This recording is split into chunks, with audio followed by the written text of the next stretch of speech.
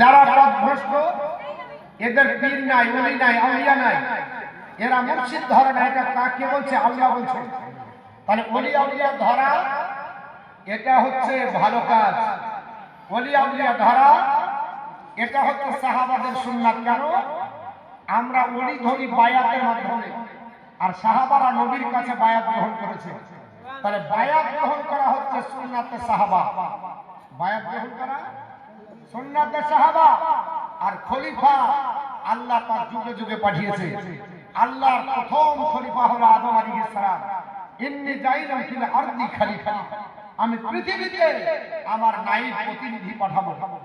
আদম আলাইহিস সালাম থেকে আজ পর্যন্ত সেই নায়েব খলিফা সিলসিলা চলছে। আপনার সেই খলিফার মাধ্যমে আল্লাহ পাকের আপনার বলা আছে পরিচয়, এবং নবী পাকের আপনার বলা আছে ফজিলত, নবী পাকের আপনার বলা আছে এই আপনার ইলমে লাদুন্নি আপনার আমার কাছে পৌঁছে গেছে। আমরা ওলি আউলিয়ার দরবারে এসে আপনার ইলমে লাদুন্নি হাসিল করব, কিন্তু শরীয়তের বাইরে। অনেক ব্যক্তি আছে আমার শরীয়তের ধার ধারণা বলছে আমরা মারিফতের লোক। যদি এই কথা বলে ওর মতো ভণ্ড আর কেউ নাই। ভালো করে বুঝলেন? কেউ যদি বলে আমি শুধু মারিফতের লোক, শরীয়তের আপনার পাবন্দি নয়, শুনে রেখেন এর মতো আর আপনার বলা হচ্ছে ভণ্ড দ্বিতীয় কেউ হতে পারে না। এই লোকটা সবচাইতে বড় ভণ্ড যদি বলে আমি মারিফতের লোক, আমি শরীয়ত মানি না। কারণ কেউ যদি মাখন খাবে, কেউ যদি বলে ছানা খাবো, কেউ যদি বলে মিষ্টি খাবো, কেউ যদি বলে ঘি খাবো, তো ঘি মাখন ছানা কি থেকে হয়? দুধ থেকে হয়। দুধ যদি না হয়, না সর হবে, না সর থেকে ঘি হবে। দুধ যদি না হয়, না ছানা হবে, না ছানা থেকে মিষ্টি হবে, না মাখন হবে। তাহলে দুধ আগে, ছানা পরে। দুধ আগে, ঘি পরে। দুধ আগে, মাখন পরে। দুধ আগে, মিষ্টি পরে। কেউ যদি দুধ বাদ দিয়েছিলেন ছানা, মিষ্টি, ঘি, আপনার মাখন খাবো মনে করি, জানতে হবে এটা অবাস্তব। আর এটাই হচ্ছে শরীয়ত দুধ স্বরূপ। শরীয়তের ভিতরেই মারিফত পাওয়া যায়। শরীয়ত কভার করে তরিকত হকিকত আপনার ঢোকা যায়। শরীয়তের পাবন্দি যদি না হয়, তাহলে কখনো সে মারিফত পেতে পারে না, হকিকত বুঝতে পারবে না, তরিকত বুঝতে পারবে না, যতক্ষণ পর্যন্ত তার মধ্যে শরীয়তি জ্ঞান না থাকবে। শরীয়তের পাবন্দি না হবে, শরীয়তের আপনার ইবাদতের উপর পাবন্দি না হবে। সেদিন একজন আপনার আমাকে ডাক দিয়ে বলছে, হুজুর আপনারা তো মুফতি সাহেব মানুষ বাহাস করেন, আমাদের ফকিরের সঙ্গে লাগবেন। তখন সেই ফকিরের সঙ্গে আবার কি বাহাস করবো? তো উনি বলেছেন আপনারা ওদেরকে পারবেন না। তখন পারবো না মানে কি বলেন? তো বলছে কোরআন কয় পারা বলেন। আমি বলছি 30 পারা। বলছে তাহলে হলো না, যদি একটাকে হেরে গেছে। আমি বলেন কোরআন হলো 90 পারা। 90 পারা বলে ফেললে এখন বলেন যদি এই 90 পারা বলার ইমান আছে, সঙ্গে সঙ্গে বেঈমান হয়ে যাবে। বলছে ওগুলা তোমরা বুঝো না, তাই তোমরা 30 পারা নিয়ে থাকার আমরা মারিফতের লোক, এর জন্য 90 পারা কোরআনের খবরদারি করবো না। আস্তাগফিরুল্লাহ। 90 পারা কোরআন আবার নবী জানতেন না? 90 পারা কোরআন হলে সাহাবীদের কাছে থাকতো না? থাকতো না? কারণ নবী পাকের কোন সাহাবী 90 পারা কোরআনের কথা বলেছে? আমার আল্লাহ পাক 90 পারা কোরআন পাঠিয়েছেন, নবী বলেছেন? তাহলে এর চাইতে আর ভণ্ড কেউ আছে? নবী বললেন না, সাহাবীরা বললেন না, তাবিরা বললেন না, তাবি বলেননি, কোন বড় বড় ইমাম বলেনি। আর এই গাঁজা ধরে বলছে 90 পারা কোরআন। এই খবর জানে না, কোরআন পড়তে জানে না, কোরআন ডানে পড়ে না বামে পড়ে লাইন জানে না, কি বলছে 90 পারা কোরআন আপনারা পারবেন না, আগেই বলেছি। তো এইরকম কেউ যদি ইমান হারা কথা বলে, তার সঙ্গে তো করা যাবে না। কারণ আমি তো আমার ইমানকে নষ্ট করতে পারবো না, আমি তো আমার ইমানকে আপনার ধ্বংস করতে পারি না। এর জন্য খুব সাবধান ওলি আপনার ধরতে হবে। এর জন্য ওলির সম্পর্কে মুখ আপনার সামনে কথা বলতে হয়। কারণ যদি ভণ্ড হয় তাহলে আপনার ইমান নষ্ট হবে, আর যদি সহি হয় আর ওর বিরুদ্ধে যদি বলেন আপনার খাতরা হবে, জানে। কারণ আলিমের সামনে বসেন জবান সামনে, আর ওলির সামনে বসেন দিন সামনে। ওলি আপনার বলা হচ্ছে দিলের খবর বলে দিতে পারে। আল্লাহর ওলির দরবারে এসেছি, আল্লাহর ওলির দরবার থেকে ফায়েজ ও বরকত নিয়ে যাব, তবে কোরআন হাদিস অনুযায়ী আমরা বাস্তব জীবনে রূপায়ণ করব। আমি আপনাদের কাছে বলছিলাম বাবা, পৃথিবীর জমিনে এই আল্লাহর ওলি আউলিয়ার কথা আল্লাহ কোরআনে বলেছে না বলেনি? পৃথিবীতে আপনারা চলবেন ইহদিনাস সিরাতাল মুস্তাকিম, আমরা নামাজ পড়ি, আল্লাহ আমাদেরকে সহজ সঠিক পথে চালাও। মাস্টার বলবে আমার পথ সঠিক, আপনার ডাক্তার বলবে আমার পথ সঠিক, আপনার বলে হচ্ছে আলিম বলবে আমার পথ সঠিক, সবাই বলবে আমার পথ সঠিক এবং সোজা। কিন্তু আল্লাহর কোরআন বলছে ইহদিনাস সিরাতাল মুস্তাকিম।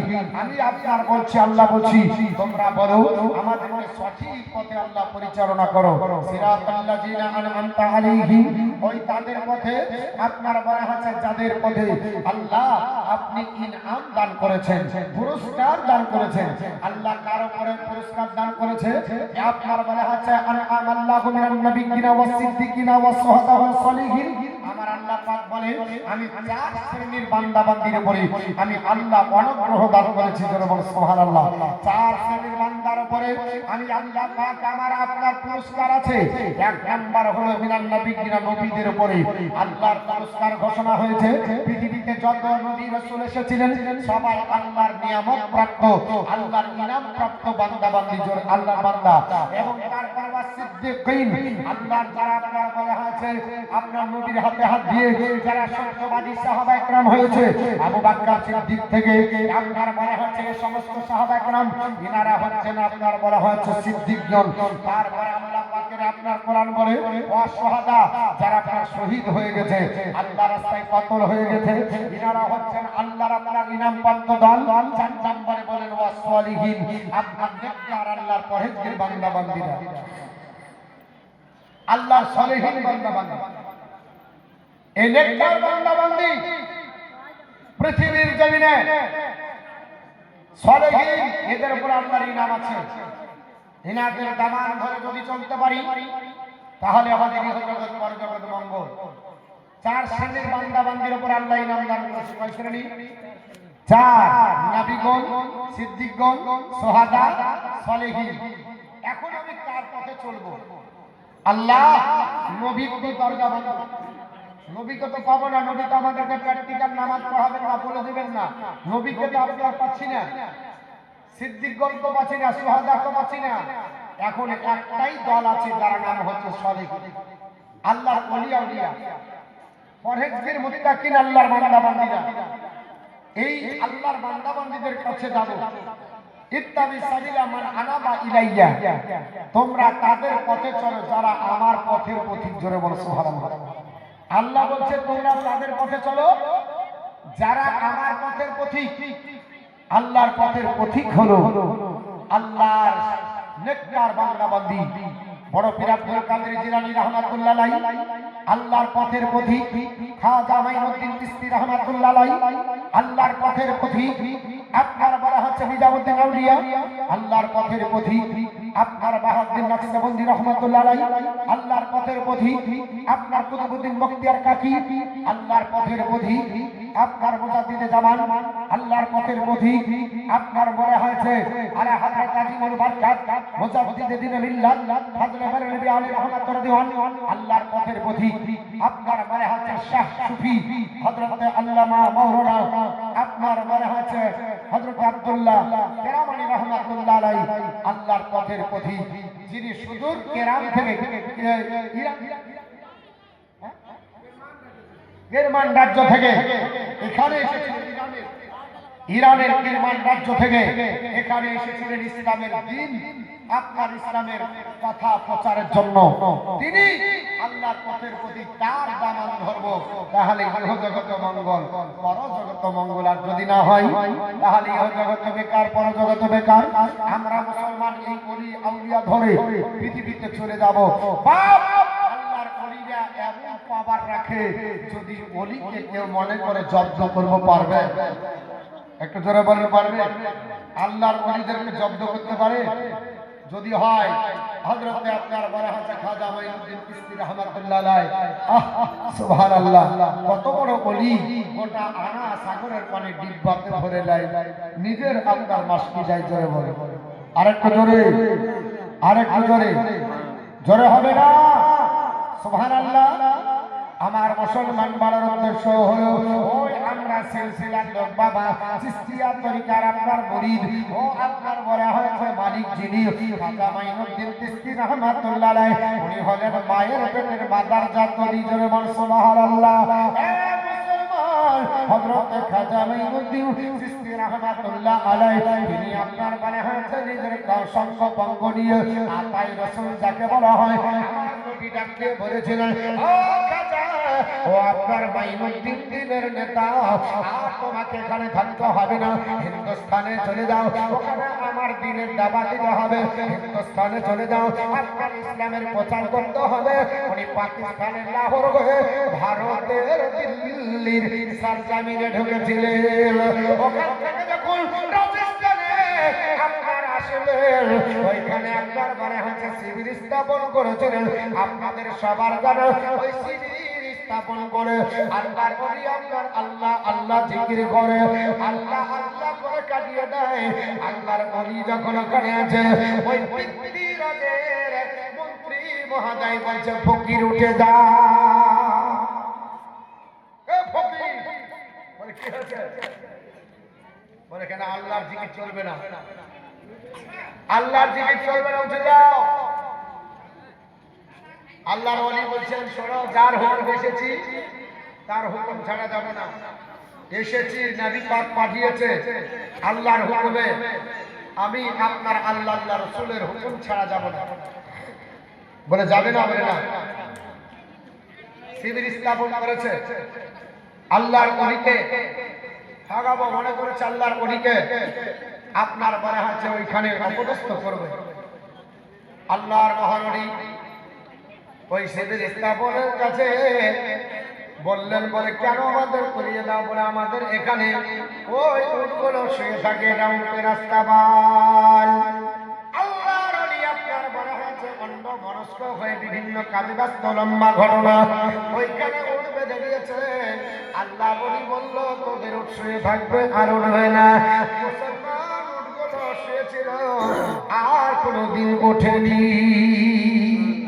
যখন ওটা আপনার না উঠলো, তারা বুঝতে পারলো ওট উঠে না।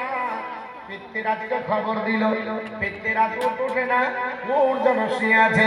বুঝতে পেরে গেল, কারণ পিতৃরাজের মা বলেছিল, মুসলমানের ফকির আসবে, তোমার রাজত্ব নষ্ট হয়ে যাবে, তোমাকে আপনার বলা হচ্ছে পরাজিত করবে।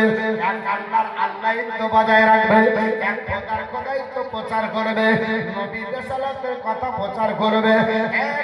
সাবধানে থাকিও, ওই ফকির যদি এসে যায় তোমার রাজত্ব আপনার কেড়ে নেবে।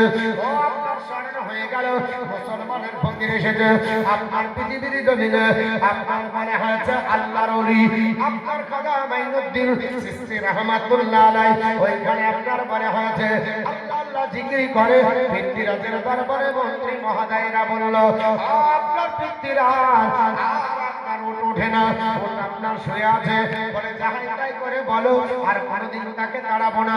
যাহাই তাই করে বলো, আর কোনোদিন ওনার সঙ্গে দুশ্মনী করবো না।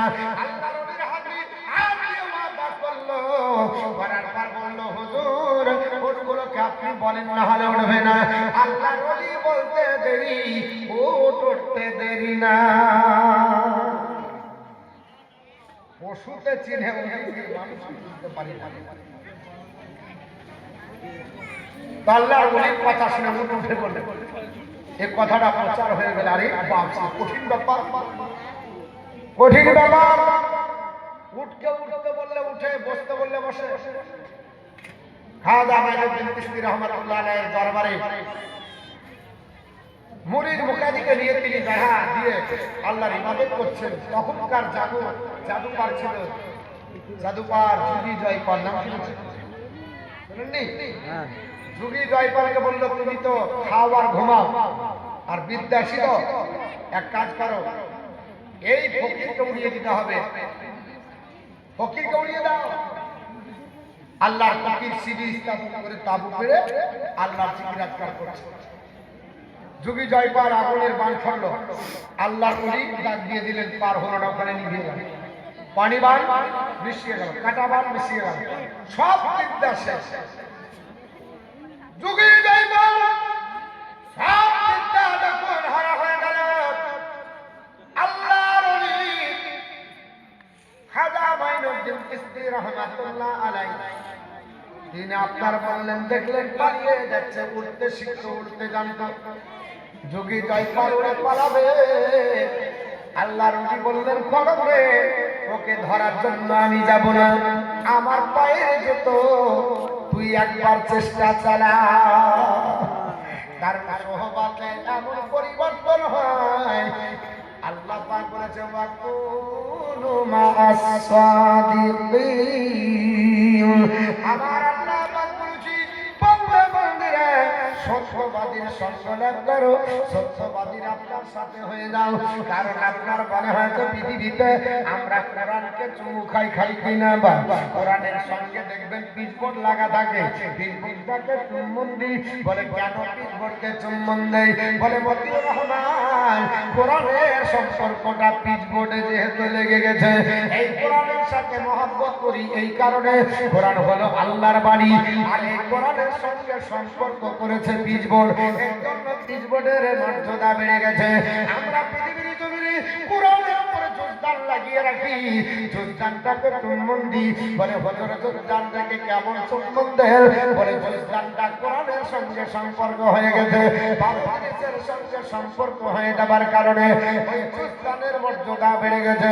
মুসলমান, আল্লাহর ওলির দরবারে এসেছি, যদি সম্পর্ক হয়ে যায়, আমরা নাদান গুনাহগার আপনার বান্দা।